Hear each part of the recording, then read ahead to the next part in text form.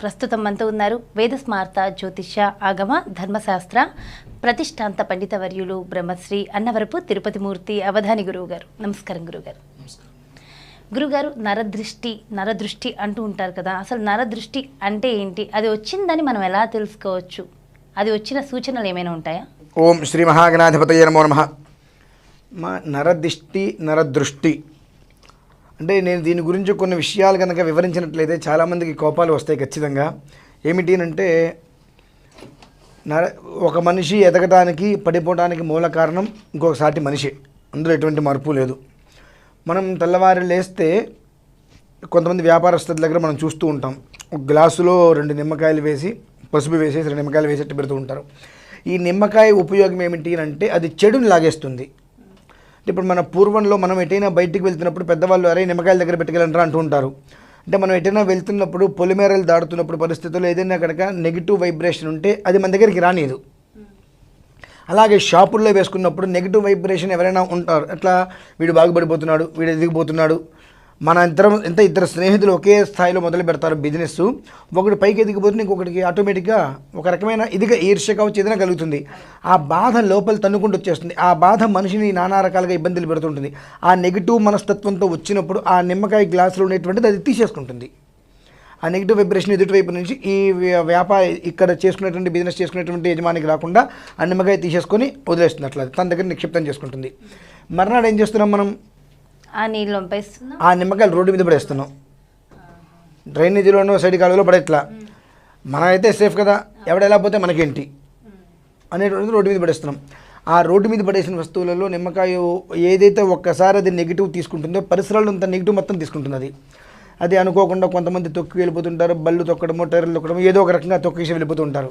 అది వాళ్ళకి ఎలా ఉంటుంది అంటే అప్పటి వరకు ప్రశాంతంగా ఉండేటువంటి జీవితంలో తెలియని అలజడి ఉన్నట్టుండి ఒళ్ళంతా చెమటలు పట్టేయడం, లేదంటే భయం వేయటము, ఇట్లా కూర్చుంటే ప్రశాంతంగా కాళ్ళు తెలియకుండా వణికిపోతూ ఉంటాయి. ప్రతి ఒక్క పని ఇక ముందుకు వెళ్ళి రేపొదే మనకు వర్క్ అంతా అయిపోతుందనే పరిస్థితుల్లో ఆటంకం ఎందువలన వచ్చిందంటే దానికి కారణాలు ఉండవు. ఈ కారణం వల్ల వచ్చింది అంటే ఓకే ఇదండి, దానికి కారణం కనిపించదు. నరదృష్టి అంటే అతను చూసేటువంటి చూపు. మనం వింటున్న నరదృష్టికి నాపరాలు సైతం పగిలిపోతాయని చెప్పి మనం వింటూనే ఉంటాము. దానివల్ల ఏమవుతుంది అంటే ఎదుటి మనిషి ఎదగలేడు, ఏ కారణ రీత్యా అది ఏమిటి అని తెలుసుకోలేడు. దానికి మనం గ్రహదోషాలు ఎట్లా ఉంటాయి, ఇవి ఎట్లా ఉంటాయని ఆలోచిస్తాను మినహాయిస్తే ఇది అసలు నరదిష్టి ఏ రకంగా వచ్చింది అనేటువంటి సూచనప్రాయం కూడా తెలుసుకోవడం కష్టం. అయితే నరదిష్టి మనకు తగిలిందా లేదా అని మనం ఎలా తెలుసుకోవాలి అంటే చాలా సింపుల్ అమ్మా. అది మనకు బాదంకాయలు దొరుకుతాయి, చెట్టుకు బాదంకాయలు దొరుకుతాయి. ఆ బాదంకాయని జాగ్రత్తగా పగలగొట్ట లోపల ఉన్నటువంటి బాదం గింజ తీసుకొని రాగి బిళ్ళలు అంటుండే చిన్నవి, ఆ రాగి బిళ్ళల మధ్యలో పైన ఒకటి కింద ఒకటి ఇలా పట్టుకుంటే గిర్రమని తిరిగేస్తుంది. అది తిరిగిందా అతనికి అపారమైన నరదిష్టి ఉన్నట్టేనమ్మా. నరదిష్టి లేదు అంటే తిరగదు, అంత నిలబడిపోతుంది, అట్లా అతుక్కుపోయినట్టుగా ఉండిపోతుంది. లేదు అంటే మాత్రం కొంచెం ఉన్న అది ఇలా యాంటీ క్లాక్ వైజ్ కూడా కాదు, యాంటీ క్లాక్లో అది తిరుగుతూనే ఉంటుంది. కొంచెంగా స్టార్ట్ అవుతుంది. అదంటే నీకు బాబు నీ జీవితంలో ఎవరో నీ మీద పడి ఏడుస్తున్నారు, కొన్ని కుటుంబాలు నీ మీద పడి ఏడుస్తున్నారు, లేదా నువ్వు ఎవరికో అన్యాయం చేసావో ఆ అన్యాయం ఉసురు నీకు తగులుతుంది, నువ్వు జాగ్రత్తగా ఉండని చెప్పి చిన్నగా యాంటీ క్లాక్ వైజ్ తిరగడం స్టార్ట్ చేస్తుంది. కాస్త కానీ ఎక్కువ మాత్రం అది తిరుగుతూనే ఉంటుంది. అది మనం గ్రహించుకోవాల్సింది. అది ఎప్పుడైతే ఉన్నదో దానికి మనం రెమెడీస్ కొన్ని ఉంటాయి. ఆ రెమెడీస్ ఏదైతే ఉంటుందో అది కాకుండా మనం వేరే చేసామనుకుంటే అది ప్రమాదమే. ఓకే, అంటే ఎలాంటి రెమెడీస్ ఉంటాయి గురుగారు? అంటే చాలా మందిలో ఇది ఉంటుంది, నాకు తెలిసి 99% మెంబర్స్కి నరదృష్టి అనేది ఉంటుంది. సో ఎదుగుతున్న ప్రతి ఒక్కరికి ఉండొచ్చు. మరి అలా తగలకుండా మన జీవితం బాగుండాలంటే ఏం చేయాలి? దీనికంటే వాస్తవంగా చెప్పాలంటే యంత్రాలు తంత్రాలు ఏం అవసరం లేదమ్మా. దీనికి ఒక రకమైన బొట్టు ఉంటుంది. అదేంటంటే మనకు కస్తూరికాయ అని చెప్పి మనకు కృష్ణలేడి నుంచి వస్తాయి. ఆ కస్తూరికాయ ఒకటి, తర్వాత వచ్చేటప్పటికి మనకు అరటి డొప్పలు ఉంటాయి చూసారమ్మా, అరటి పువ్వుకి డొప్పలు వస్తాయి, అవి ఎర్రగా వస్తాయి, గులాబీ రంగులో వస్తాయి. ఆ డొప్ప, ఈ కస్తూరికాయ, అరటి డొప్ప తీసుకొని నెయ్యి బొగ్గుల్లో వాటిని కాల్చాలి. ఆవు నెయ్యి తీసుకొని బొగ్గుల్లో ఆ అరటి డొప్పలో కస్తూరి వేసి దాన్ని కాల్చాలి. బాగా కాల్చేసిన తర్వాత అందులో కొన్ని రకాలైనటువంటి మూలికలు ఉంటాయి. ఆ మూలికలతో తయారు చేసిన బొట్టు ఒకటి ఉంటుంది.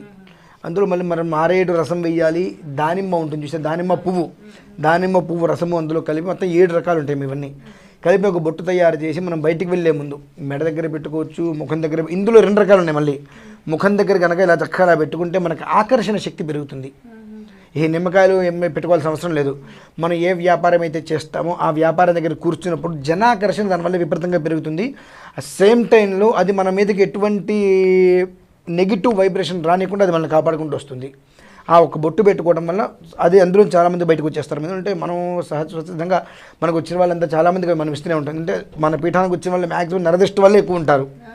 అంటే 100కి 90 మంది ఉండేది అదే. అంటే ఆ బొట్టు మీరు తయారు చేస్తారా? తయారు చేస్తామమ్మా. అంటే మీ దగ్గర ఎప్పుడు అవైలబుల్గా ఉంటుంది? అవైలబుల్ ఎప్పుడు ఉండదు. అది వారానికి ఒకసారి, అంటే కేవలం అది శుక్రవారం రోజు మాత్రమే తయారు చేసుకోవాలి.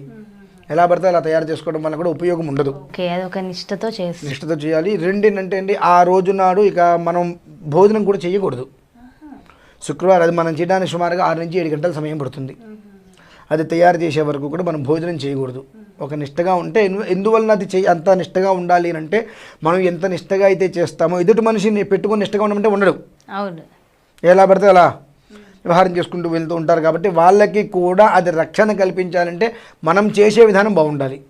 మనం చేసే విధానంలో ఏదైనా తేడా వచ్చిందనుకోండి, అది వాళ్ళకి సమస్యగానే ఉంటుంది, మినహాయిస్తే ఉపయోగం ఉండదు. ఉపయోగం లేనప్పుడు ఎక్కడికి వెళ్ళినా ఒకటే. ఎన్ని తాయిత్తులు కట్టుకున్నా ఏది కట్టుకున్నా ఉపయోగం లేదు. చాలామందికి అంటే ఇంత పెద్ద నరదిష్టి ఒక బొట్టు పెట్టుకుంటే పోతుందా అంటారు. నమ్మకంతో పెట్టుకుంటే ఏది చేసినా పోతుంది. నమ్మకం లేకపోతే వేసుకుని తలకాయ నొప్పికి వేసుకుని టాబ్లెట్ కూడా పనిచేయదు. దీనివల్ల మనం ఉపయోగపడుతుంది. మనకు అందరికీ తెలిసిందే, పిల్లలకి చిన్నప్పుడు ఎందుకంటే నల్లబొట్టు పెడతారు. అవును, దిష్టి తగలకూడదు అని. మరి పిల్లలకి దిష్టి బొమ్మ పెడితే, నల్లబొట్టు పెడితే దిష్టి తగలకుండా ఉంటుంది అంటే దానికి సమాధానాలు ఏముంటాయి? అంటే చిన్నప్పటి నుంచి చేసేటువంటివి. ఇవాళ కాకపోతే ఏమొస్తుందంటే బయట నుంచి ఈ కొబ్బరికాయ కట్టండి, 2 కళ్ళు ఉంటాయి, ఒక కళ్ళు నీటి వస్తుంది, ఇంకో కొబ్బరికాయ కట్టండి, దానికి నల్లతాడు కట్టండి, రకరకాలుగా మనం చెబుతూ ఉంటాము. ఇవన్నీ ఇవాళ సైంటిఫికల్గా వస్తున్నాయి. మనం ఏదైనా ఒకటి చేసంటే పూర్వ పద్ధతిని అనుసరించి చేయాలి.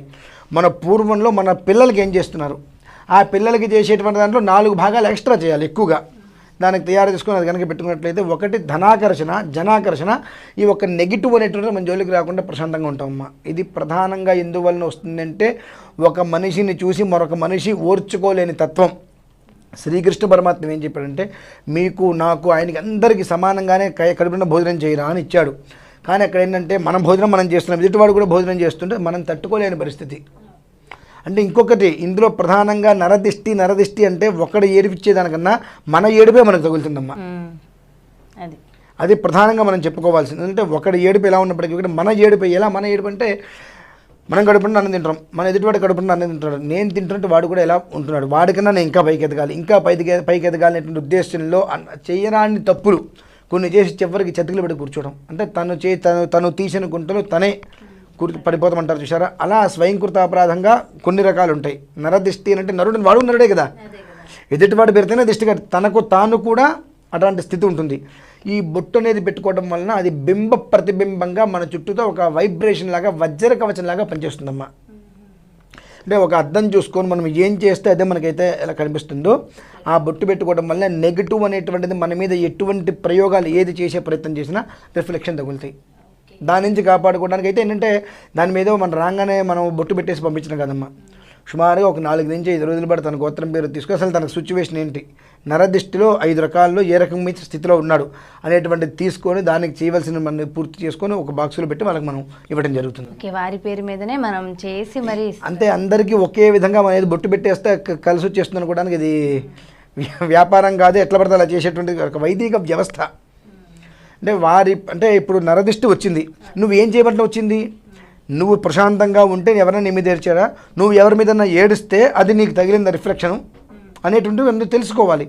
తెలుసుకొని ఇకపై నువ్వు జాగ్రత్తగా ఉండు, నీ జోలికి ఎవరు రాకుండా మనం మంత్రం చేద్దాము, నువ్వు జాగ్రత్తగా ఉండయ్యా అని చెప్పి అతనికి చెప్పాల్సిన జాగ్రత్తలు చెప్పి తన గోత్రం పేరుతో చేయవలసిన కొన్ని విధానాలు అనుసరించి 4 రాత్రులు ఒక పొగలు ఉంటే 5 రోజులు అనుసరించి ఆ శుక్రవారం నాడు మనం తయారు చేసిన తర్వాత దాన్ని 4 రాత్రులు ఒక పొగలు వేసిన తర్వాత మంగళవారం నాడు ఆయనకి ఇవ్వాలి. అంటే శుక్రవారం తయారు చేసి శని, ఆది, సోమ, మంగళ, శుక్రవారం రాత్రి వస్తుంది, మంగళవారానికి 5వ పొగలు 4 రాత్రులు కంప్లీట్ అవుతాయి. ఆ 5వ ఉదయం రోజు నాడు అతనికి అది మనం కనిగించినట్లయితే అది జయం కలుగుతుంది. మంగళవారం అంటే అందరూ కూడా వామ్మో అనుకుంటారు, మంగళవారం ఉంటేనే జయవారం. ఎవరికి ఎక్కడ ఏ పని చేసినా అది సమాప్తం కావట్లేదు, మధ్యలోనే ఆగిపోతున్నాయి అనుకునేటువంటి వాళ్ళు మంగళవారం కనుక ప్రారంభం చేసినట్టయితే దిగ్విజయంగా వెళ్తుంది. అది జయవారం అంటారు. ఆ రకంగా అతనికి అనేక రకాలైనటువంటి కష్ట నష్టాల్లోంచి పూర్తిగా బయటపడి క్షేమంగా ఉండేటువంటి నరదృష్టి అనేటువంటిది ఎవరు ఏ రకంగా ఏడుపులు పెట్టినా అవి మనకు తగలకుండా ఆ మంగళం అనేటువంటిది శోభాయమానంగా శోభనద్రవ్యంగా అతనికి ఇవ్వడం జరుగుతుందమ్మా. అక్కడి నుంచి అతని జీవితం అనేటువంటిది చాలా ప్రశాంతంగా ఉంటుంది. నిజంగా చాలా చక్కగా వివరించారు గురువుగారు. అంటే పాజిటివిటీ అనేది చాలా ఇంపార్టెంట్. సో ఎప్పుడు మనిషి పాజిటివ్గా ఉంటే ఏది ఉండదు అని చాలా చక్కగా వివరించారు. థ్యాంక్ యూ సో మచ్ గురువుగారు. నమస్కారం. సో చూసారు కదండి, విన్నారు కదండి, గురువుగారు చెప్పారు. సో నరదృష్టి అంటే ఎక్కడి నుంచో లేదు, అది మనలోనే ఉంది, మన నుంచే ఉంది. సో ఫస్ట్ మనల్ని మనం ఎప్పుడు పాజిటివ్గా ఉంచుకోవాలి. గురువుగారు చెప్పిందన్నీ కూడా చక్కగా పాటించి ఆ బొట్టును కనుక ప్రతిరోజు పెట్టుకున్నట్లయితే ఖచ్చితంగా నరదృష్టి అనేది మనకి ఉండకుండా ఉంటుంది. సో గురువుగారిని మీ జాతకానికి సంబంధించి కానీ, లేదా మీ ఇంటి గృహవాస్తుకు సంబంధించి కానీ, లేదా మీకు ఏదైనా ధర్మ సందేహాలు ఉన్నట్లయితే గురువుగారిని సంప్రదించాలనుకునే ప్రతి భక్తులు కూడా కింద స్క్రోల్ అవుతున్న నెంబర్స్కి కాంటాక్ట్ అయినట్టయితే దానికి సంబంధించిన పూర్తి వివరాలు అందిస్తారు. అదేవిధంగా గురువుగారు శ్రీచక్ర మహాపూజని నిర్వహిస్తున్నారు. ఈ పూజలో పాల్గొనాలి అనుకునే ప్రతి భక్తులు కూడా కింద స్క్రోల్ అవుతున్న నెంబర్స్కి కాంటాక్ట్ అయినట్టయితే దానికి సంబంధించిన పూర్తి వివరాలు అందిస్తారు.